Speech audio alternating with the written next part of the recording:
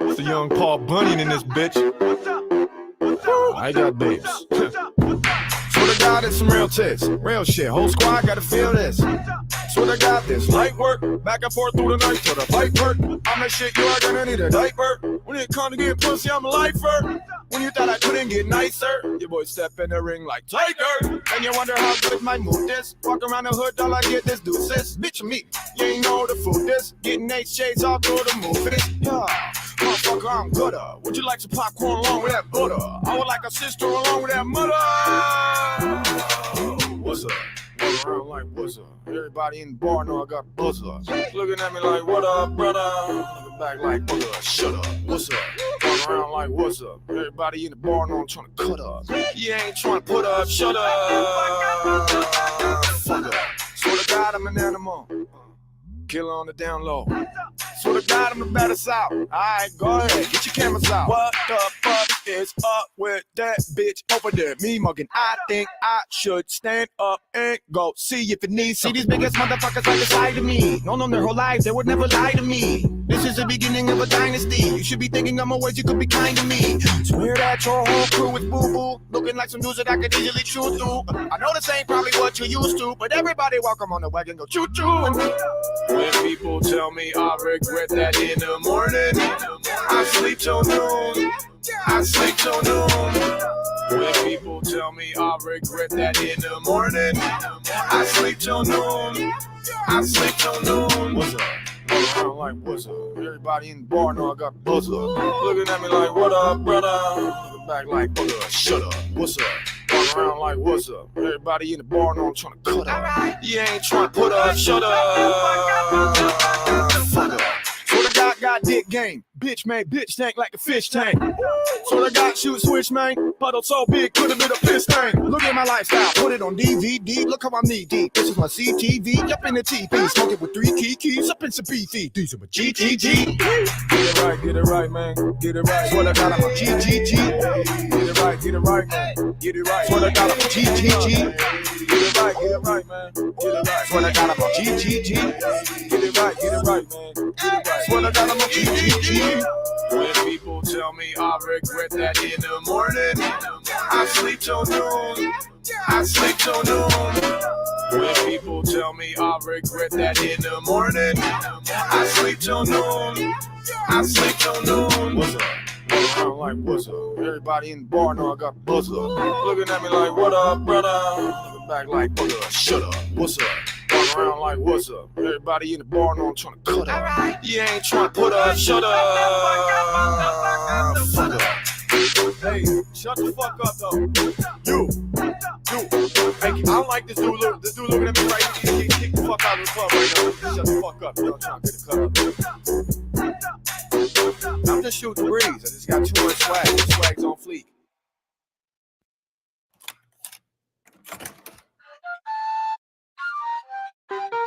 I got guns, hoes, money, troll, cars, boats. You should know, dogs, bros, swag, bros. Hold up, whoa. You name it. Guns, hoes, money, troll, cars, boats. You should know, dogs, bros, swag, bros. Hold up, whoa. You name it.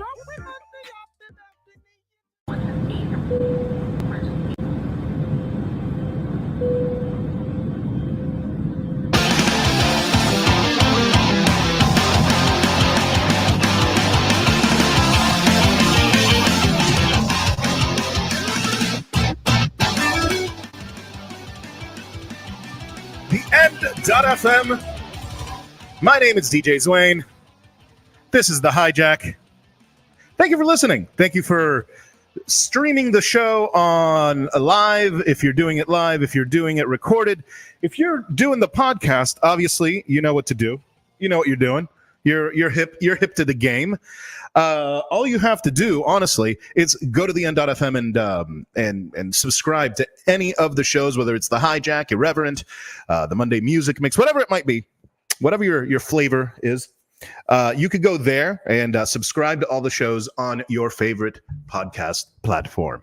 So thank you for hanging out. Thank you for being a part of the show. The show, obviously, brought to you by the N.FM. I am DJ Zouain, the audible chocolate of podcasting. The show is also brought to you by Bud Docs. See, you could actually go to buddocs.org, and but you could go to the N.FM first, scroll down to the bottom, you go to buddocs.org, and at Bud Docs, you go in there and get your medical card, so you can set up your appointment right there, just like you could see on the screen right now. If you're watching the video, you'll be able to see that. If not, you slacking. So go there, get your medical card. I've had 2 people call me today. 2 people, no less than 2 individuals within an hour of one another, telling me that they went to Dr. Chanlate and got their hookup with the Bud Docs. So yeah, a lot of really cool stuff coming up. Also, what I'm brought to you by all of the residencies that the 3 residencies I have right now in the Sanford area. You could catch me on 1st, 3rd, and 4th Thursdays at Rhonda's. At Rhonda's in Sanford, I do a lot of hip hop. I do some top 40 throwbacks, funk. Basically, I go all over the place. And then that 2nd Thursday, I do Toughies. At Toughies, I do Spanglish, where I mix everything with some Latin music, some really good Latin music, and you get to dance merengue, salsa, bachata, beat mixed with hip-hop and top 40 and American music that you might be more familiar with. Or, if you're a Latin person listening, maybe the stuff that your parents were listening to and maybe that you were listening to in middle school. Also, so you could go to, like I said, you could go to Rhonda's on 1st, 3rd, and 4th. And after that, you can go to Toughies on the 2nd Thursday. The 2nd Thursday of every month, I do Spanglish out there. And then finally, a new residency alert. West End Trading Company starting on March 5th. I am taking over Saturday nights. I've been there a bunch of times. You've seen me post about it a lot. And, we were just looking for a time to be able to get together and make this make sense. You know what I mean? We needed to make sure that what we were doing was going to make sense. And it looks like the time is finally here. So thank you to Paul and Dustin and Johnny and everybody there at West End. The reason that I'm doing the show early is because of the fact that I have to be back at West End because they have Mike.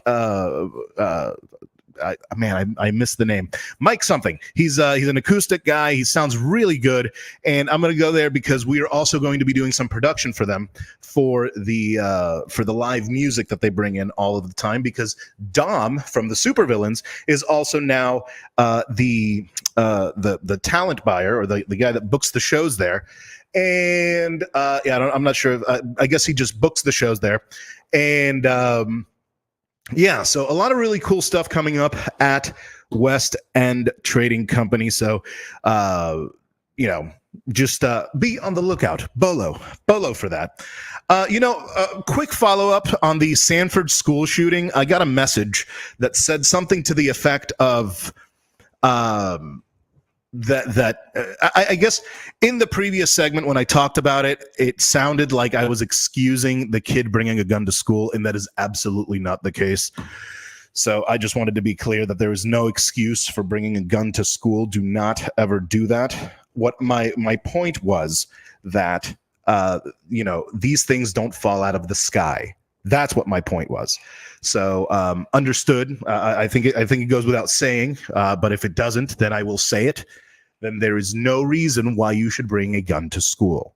But also to the administrators and to the people around, be vigilant because the bullying and stuff like that is where these things start from. So just a quick follow up on that. I wanted to make sure that I wasn't getting more shit for it. I don't want to be I don't want to be canceled. And we'll talk about canceling Joe Rogan now again. I also wanted to talk about the When We Were Young festival and what are the 10 most harmful professions, 10 most harmful jobs. So we're going to go through all of those. Let's see here.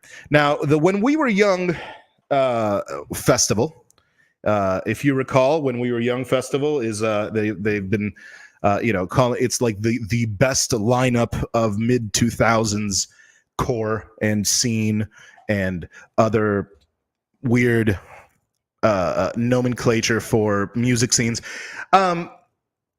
There's an update, and there was an update before, because this is a podcast, obviously, so it's not as time sensitive as others. But when we last spoke regarding this festival, it was only a 1-day festival with 60 plus bands, and then they added a second day, the 23rd, and then you would think they add the third day, and it would be the 24th, but no, ladies and gentlemen, it is the 29th.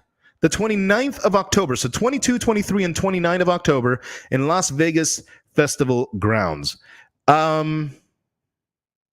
So your tickets and your play just went from having to spend 3 or 4 days maybe at a hotel to what, a week, from the 23rd to the 29th? Yeah, I guess, 4th, 5, 6, 7, 8, 9. I don't know, 5-6 days. And who, you would think that a company like Live Nation, I mean, they did come up with Astro World, so everybody's got to have a swing and a miss sometimes, right? But Live Nation is one of the major players in this field. Live Nation is one of the biggest, if not the biggest, concert promoter in the world. If anybody else was doing this, if any other company was doing this, you would think it was a scam. You would think it was another Fyre Fest. But really, the name Live Nation is the only thing that stopped me from going, this is some bullshit. I don't know, man. I think that's it's kind of weird. And I don't know. It's a sold out show, though. I mean, look, it was sold out. So now it's just a matter of executing what they said that they were going to do. And all you people having to spend a week in Vegas, good luck. I mean, look, if you like Vegas, if that's your thing, I'll actually be there in mid-October because my brother decided to get married there, and I have to be there because he's my brother. I have to go to, and that's going to cut into my Halloween budget. So that's gonna suck. But yeah, no, I'm glad that I think we're getting out of there before this chaos begins. But yeah, vaya con Dios with the people. Let's see here. We have, let's see. Oh, yes, that's right. Here we go. Here's another one. More musicians leave Spotify due to the Joe Rogan controversy. If you recall, for those playing the home game, this is the second of a few, probably second or third scandal that Mr. Rogan has had. Let's see what it says here. Spotify faces its Facebook moment as musicians boycott platform over Joe Rogan podcast. Let's see here. Spotify has found itself in hot water over concerns that its popular podcast star Joe Rogan is spreading coronavirus misinformation in a controversy that echoes the crises faced by Facebook and other social media giants in this. So this is where it started, right? And then there was stop. And then there was that's Google for you. And then there was the N-word. Joe Rogan uses the N-word. And I guess, let's see here. Let's see. Joe Rogan also uses the N-word, and Fat Joe goes off on Joe Rogan. Okay, this has got to be good. So Joe Rogan says the N-word, and this is Fat Joe's. This is what Fat Joe had to say. Let's see. So this is out of complex.com. Complex.com, the article is called Fat Joe blasts Joe Rogan for using the N-word on his podcast. He is a piece of shit, according to Fat Joe. And here we go. right? Hey, cheers. Oh, Jesus. I've been seeing a lot of people not talking about this, but I'm gonna talk about it, right? This guy Joe Rogan. Please do it. He's a piece of shit. And so Joe Rogan is a piece of shit. And what happens is, and there's no disrespect to Spotify, because shout out to everybody else that's better than me who's taking their music off of Spotify.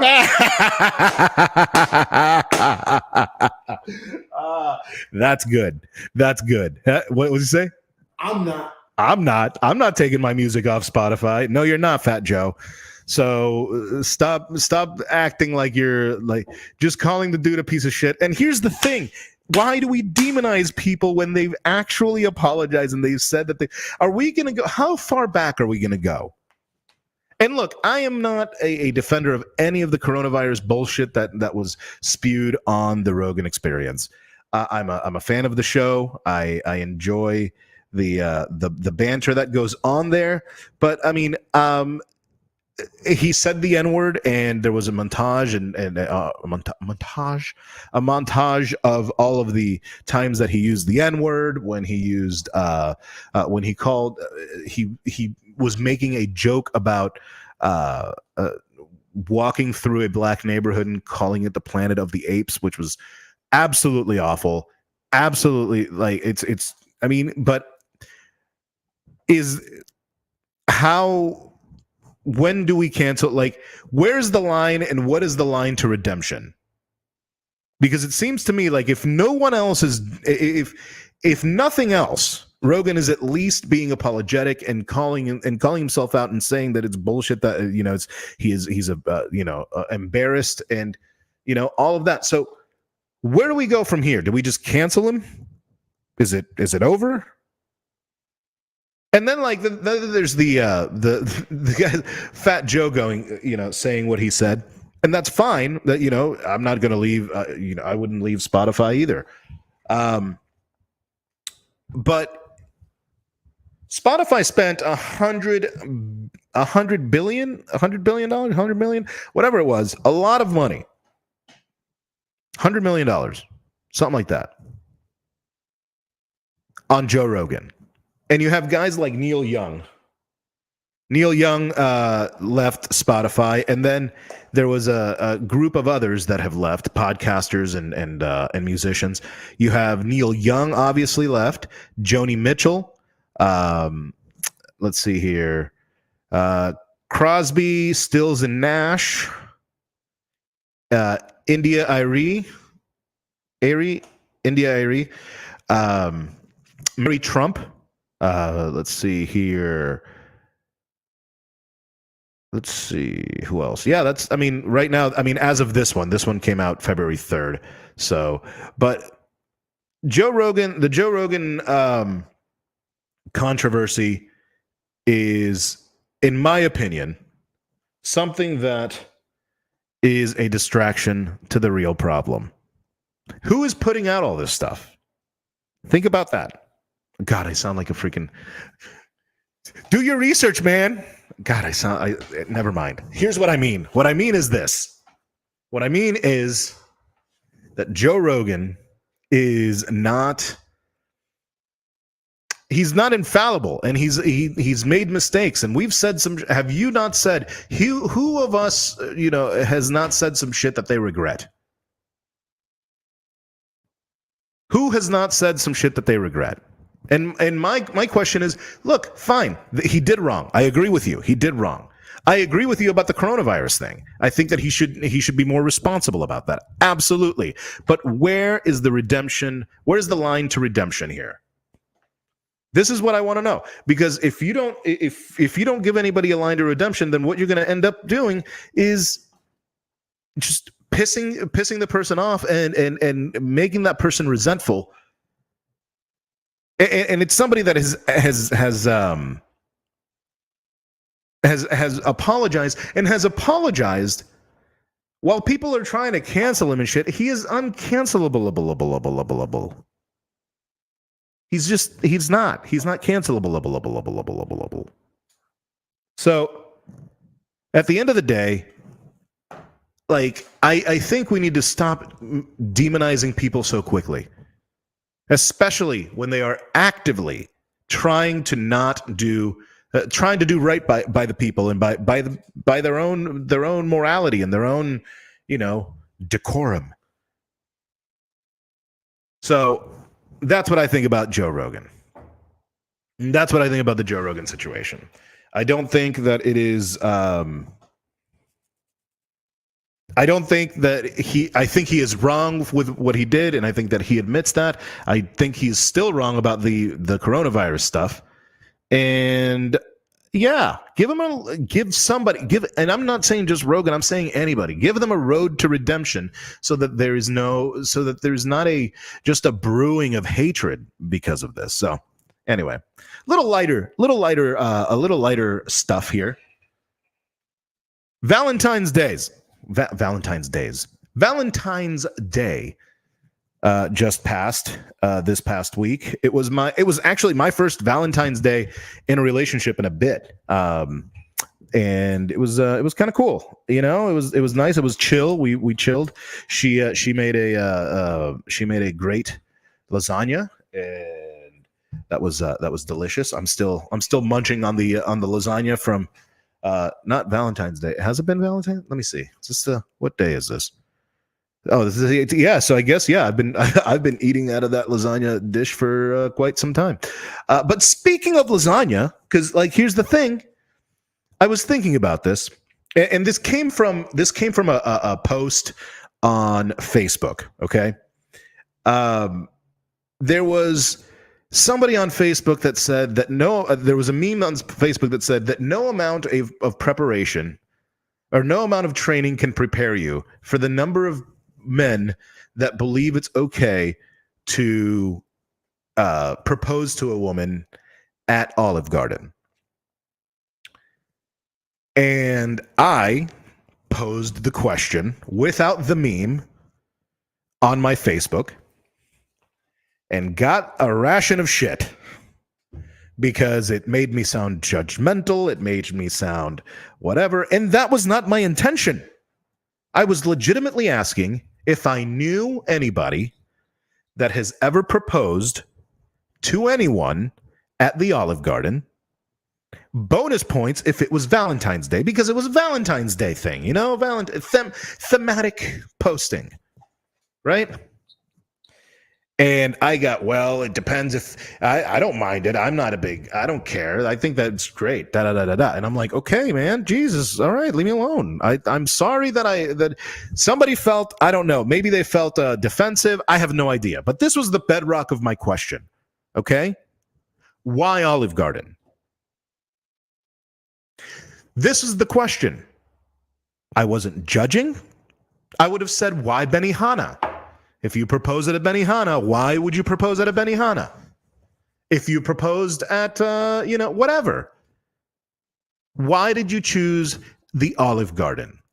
I'll tell you why. When I was a kid, and actually one of my friends online, Michelle, she posted, one of my friends said that she thought that this was the pinnacle of luxury and exquisite dining. Fine Italian dining. Right up there with Fazoli's. Not knocking Fazoli's. I like Fazoli's. But yeah, in the 90s, for 90s kids, I looked at the commercials because we don't know any better because we're kids. And we're like, oh yeah, that's a fine Italian restaurant. That is a fine Italian restaurant. But, I mean, how the hell should I know? How the hell should I know that that's that's a faux pas? I mean, I'm almost 40 now, so I'll be 40 next month. But it's I should actually know that now. I guess I don't know, but I don't even know because why would you go there? Other than it's a place that holds a special place in your heart.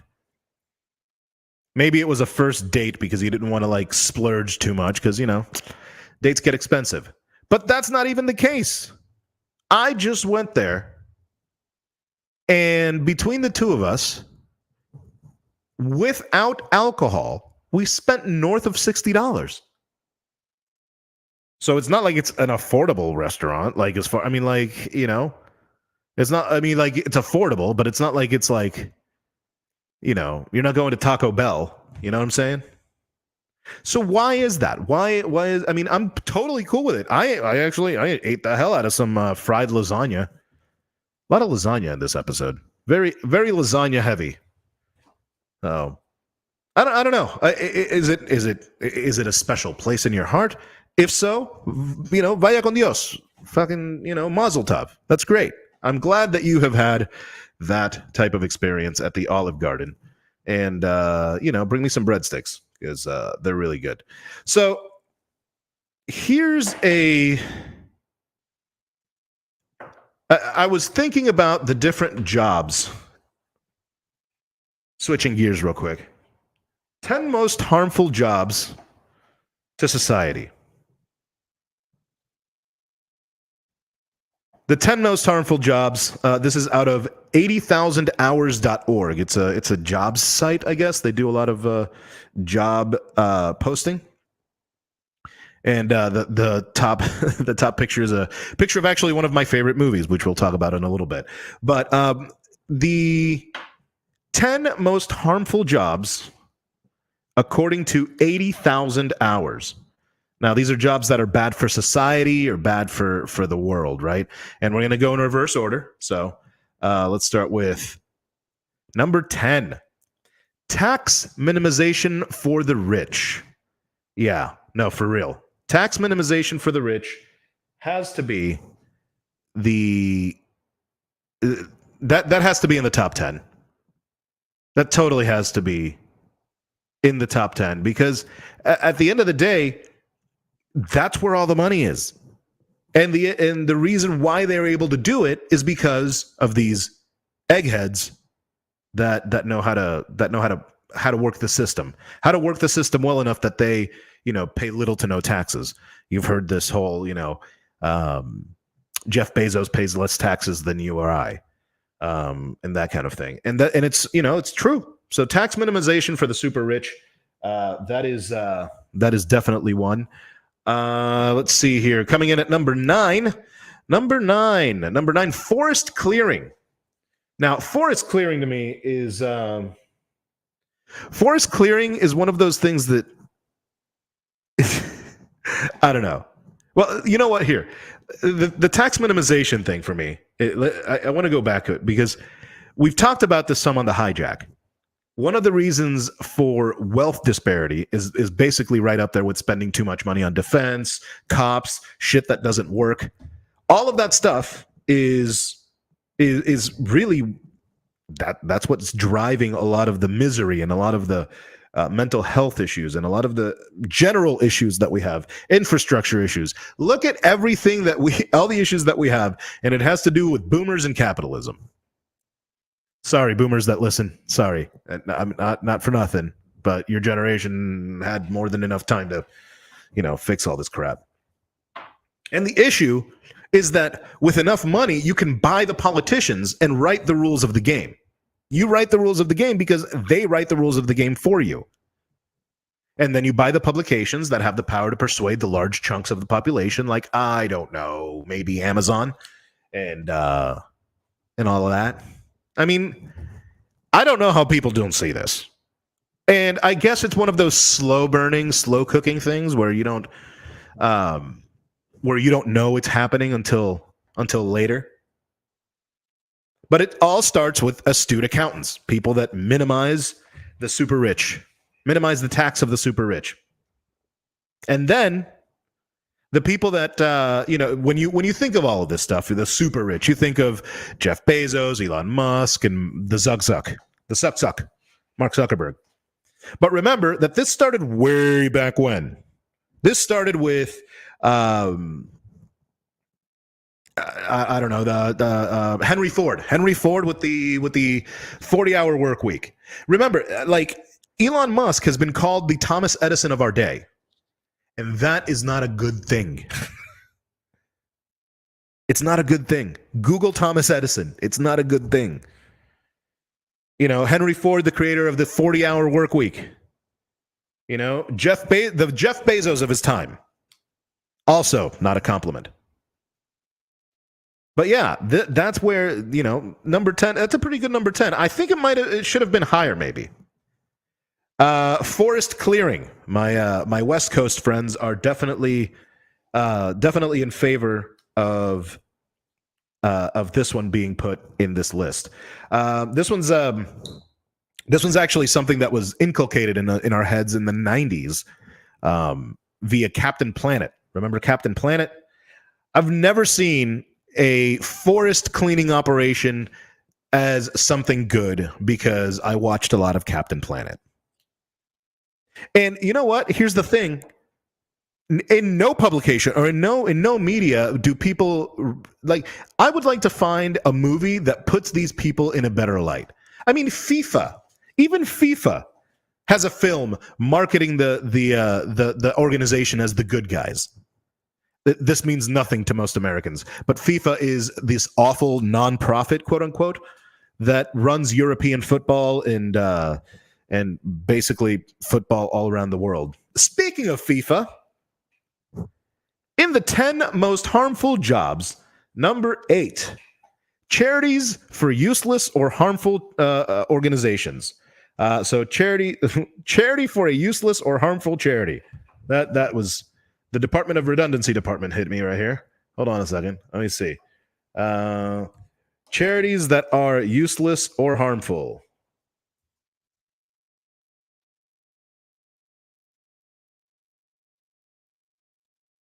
Yeah, so charities that are useless or harmful.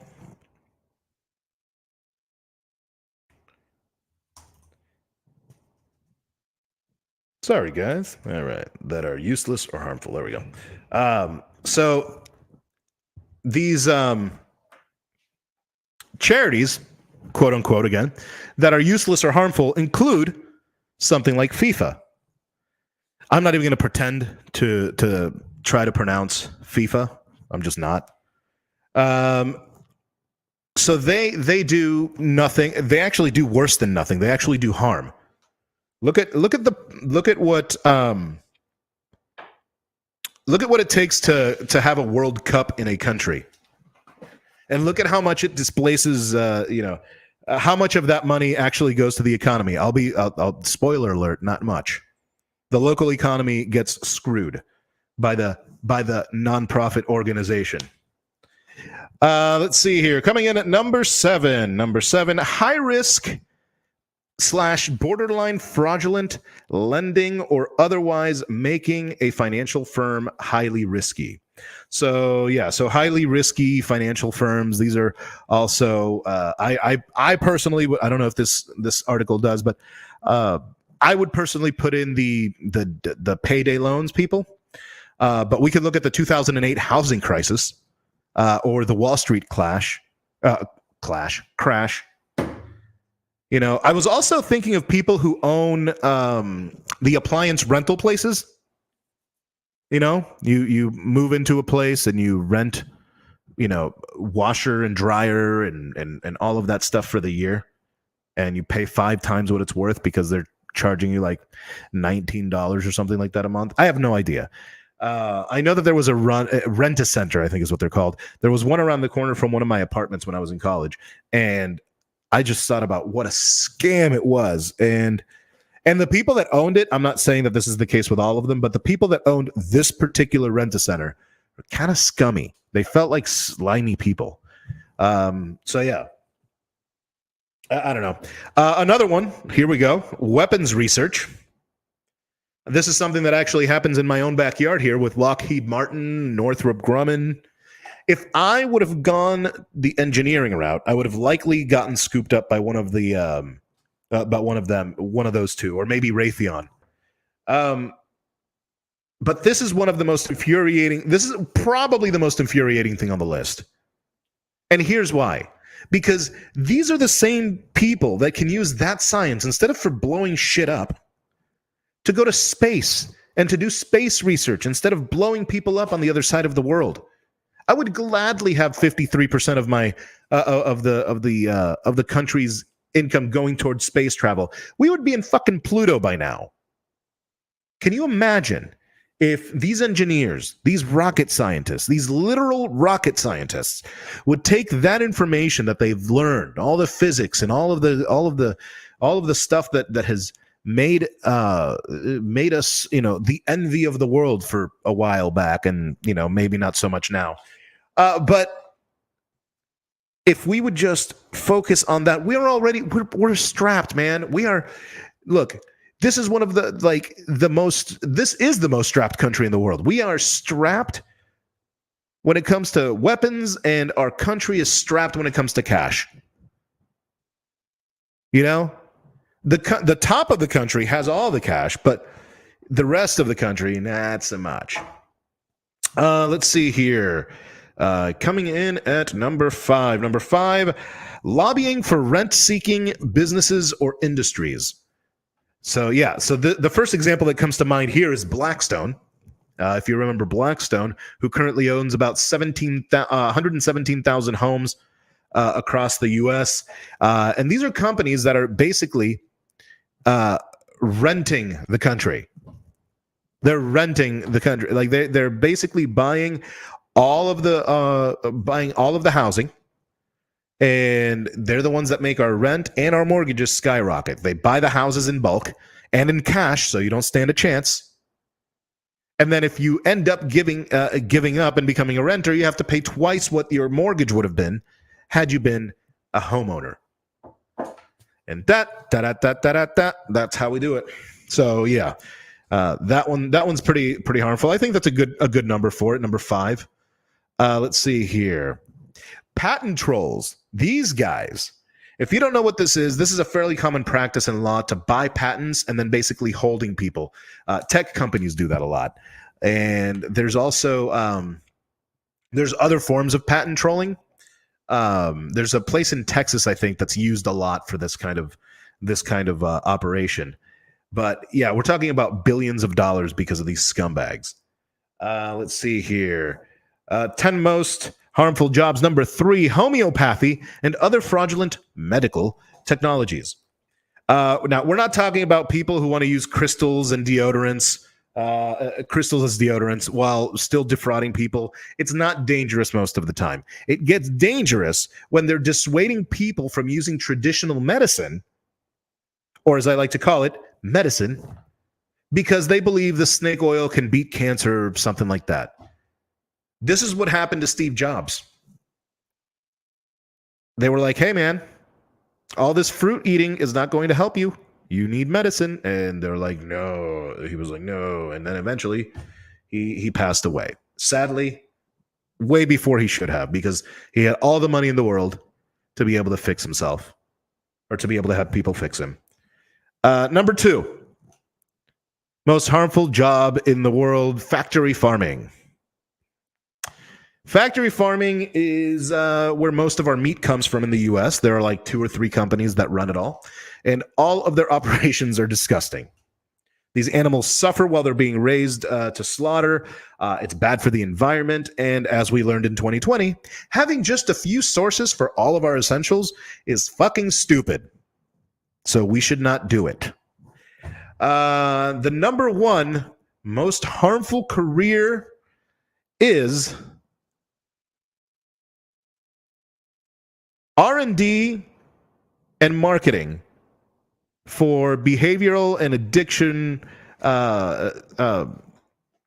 companies, such as like smoking, drinking, gambling, that kind of thing. I like this on the list, and I like this list, but I feel like there's some missing here, because Wall Street is harmful as hell. But I guess Wall Street and the tax thing, that might be a good connection between the two. I don't know. But I think that at the end of the day, it's a solid list. The top of the article at 80,000hours.org is that's a picture of Thank You for Smoking. Thank You for Smoking is one of my favorite movies about one of the worst companies or the worst type of companies on the planet. So we're talking about Big Tobacco. This is he's a lobbyist in Big Tobacco, and he would be friends with and discuss the death toll numbers with the person from the alcohol lobby and the gun lobby. And they would like sit there and eat every day. And they called themselves the Merchants of Death. And, you know, it's joking. It's ha ha ha. But yeah, but it's still, it's 100% true. So it's, let's see. Frog Browler says, like Joe Rogan. I guess he says that Joe Rogan is a lobbyist for Big Tobacco, and I don't know where you're going with that, but you know, solid, I guess. I don't know. Yeah, so that's a top 10. That is the it's one of those things that is kind of scary because a lot of these things are very slow burning as far as like the damage that they do. And because of that, you end up in a situation where by the time you realize that you're having this issue, it's too late. You're too late. It's no more a it's when you get to a point where it's the frog. Remember the frog in the bowl that's like, you know, slow. The heat is slowly coming. It's coming up, and you know, it doesn't know that it's being boiled until later. Oh, oh yes, no, that's true. Frog on the YouTube says that Joe Rogan corresponding to item number 3. Saying that Joe Rogan is pushing ivermectin and other things. That's true. I mean, I don't think that it does. Ivermectin is ivermectin considered homeopathy? Homeopathy, right? That's how you say it. I don't care. I think that, yeah. I mean, yeah, misinformation. That all falls under the COVID misinformation, 100%. But do I think we need to be demonizing people for doing stupid things? No, because at one point they're going to find stupid things that we have done, you and I, you the listener, me the talker, and it's going to come back to bite you in the ass. And when that does, because look, the internet is big. There's a lot of big, there's a lot of information out there that we have put out there, whether we know it or not, whether we've agreed to or not. And at some point, somebody's going to comb through the stuff that you've done and get you for it. And at that time, when that happens, how do you want to be treated? Do you want to be treated with vitriol and just throw him into the fire? He's done. He's over. Or do you want some sort of redemption track that could help you get better, that could help you become a better person? That's my plea for you. Stop demonizing people. Call them out on their bullshit. Call them out when they do stupid and racist things. But also, you know, have a little compassion. Have a little compassion. My name is DJ Zouain. You can find me anywhere on social media at DJ Zouain. You can find all of the podcasts on the end.fm. You can subscribe to all the shows. You can subscribe to all the mixes. Check out check out my residencies and follow me on all social media at DJ Zouain. That's where all of the information is. And in a couple of weeks, we're going to be doing another irreverence. So come over and let's talk about Jesus and drink some. See you next time. Bye.